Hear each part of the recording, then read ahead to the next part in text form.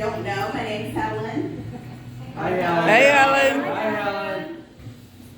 You guys, it's beach time finally. I'm so excited. It's my favorite place because,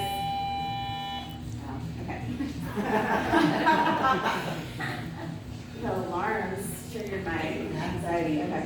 Anyway, beach time is beach is my favorite place because it's beautiful. You get to lay in the sunshine, and it's one of the only public places where you get there and take off your clothes, and then you walk around in your underwear, and it's perfectly acceptable.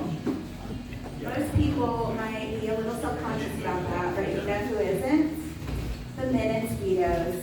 That's right. These guys have the highest self-esteem of anybody on the planet. Because it's never the hot big guys. It's always the hairiest, saggiest, full-bellied men you've ever seen. Talk about low-hanging fruit. But I am glad to see everybody out, especially considering we hardly ever have to leave our houses anymore because we live in a world of such convenience. Thanks to DoorDash and Instacart, you can have pretty much anything delivered to your house in minutes. It's great. And I have ordered a variety of things, but I have not ever been brave enough to order sex toys from DoorDash.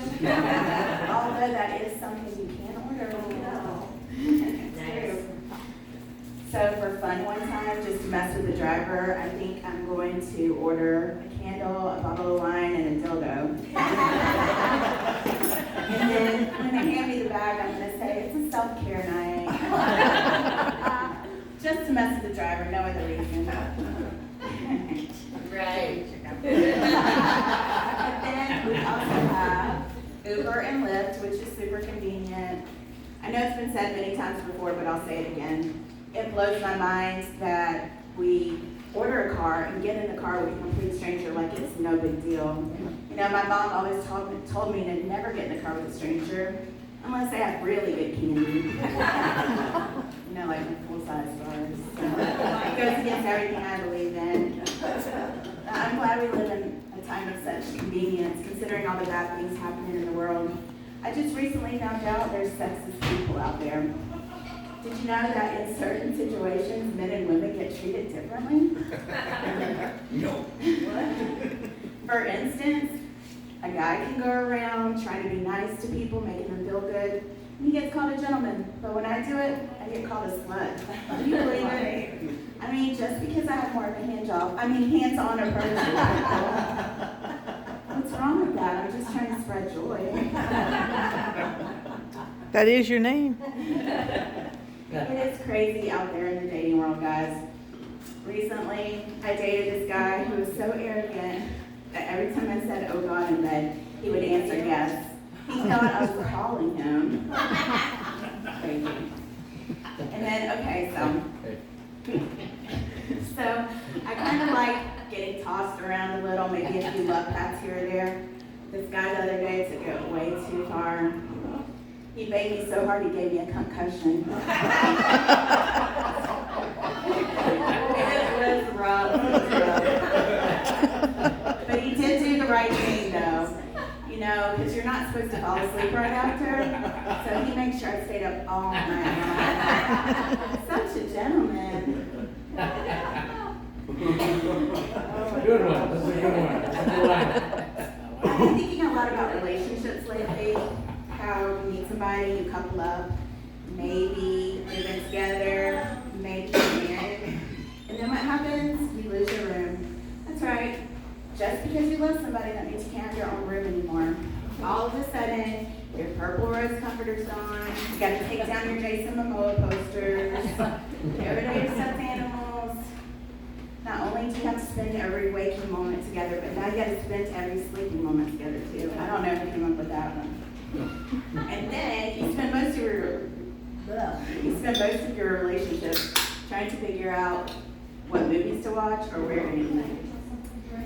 How is it that couples can go so seamlessly from position to position during sex, but can't figure out what to eat for dinner? Can you imagine if picking a restaurant was like picking sex positions? I mean, it would never get done, or it would be the most bland sex ever. You guys, I did something really stupid the other day. I was on Pornhub, and I clicked on the wrong video. Has that ever happened to anybody? Well, let me tell you, it was not good. Because you know they have these categories. They got the MILFs, which are the hot moms. They got the DILFs, which are the hot dads. They even got GILFs, which are the freaky grannies. But what do you call grandpa porn? I call it a train wreck because it was so bad I could not look away. But now I know where grandfather clocks get their name. Because once the guys started going and things started swinging around, it looked like the bottom of a grandfather clock. Balls to the wall. This man must have been like 85 years old and he was going to town. And I think it's because of his age, because once you get past 80, you know, every time you have sex might be your last time, so you gotta give it everything you got. But I can never get those images out of my head. We're gonna need that link.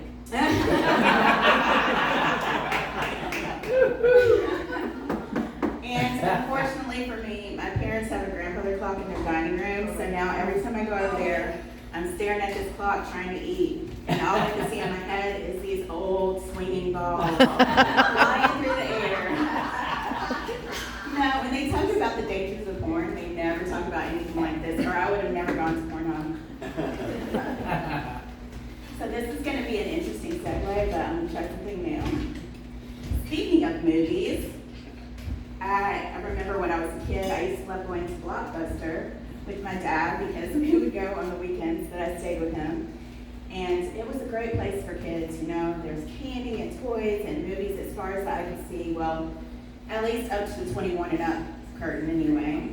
Nobody ventured back there, but anyway, we would go and pick out movies and go home. And now, every time I went to visit my dad, my mom would come with me because they had a strange relationship. Even though they got divorced when I was a baby, they dated on and off most of my life. So every time I would go to my dad's for the weekend, my mom would come with me and they would be together. It was an unusual relationship for them, but it worked. It was a little awkward for me though because my bedroom was right down the hall. No. So from the sounds I heard, there was no denying what kind of relationship it was. Childhood trauma for sure. So anyway, we would sit down to watch these movies together and it would be great until the sex scenes would come on. Because my mom was very strict on what I could watch and my dad was really bad about filtering for kids. So anytime something inappropriate would come on, my mom would jump up and be like, Helen, go to the kitchen and get a cookie. As she flung herself in front of the TV. And then I would be banished to the kitchen for 5 minutes to eat cookies. Since this happened so much when I was a kid, I have to blame my parents for being overweight. Because now that I'm grown, I really like sex. And most people can enjoy a nice cigarette or a nightcap after a romp in the hay, but me, I have to have my cookies. Only my back to school teachers can see me now. This shy, dorky, quiet kid who hated sports up here telling nerdy jokes. They'd be so proud. That's right. I grew up hating sports because when I was a kid I was terrified of getting hit in the face with balls. But look at me now.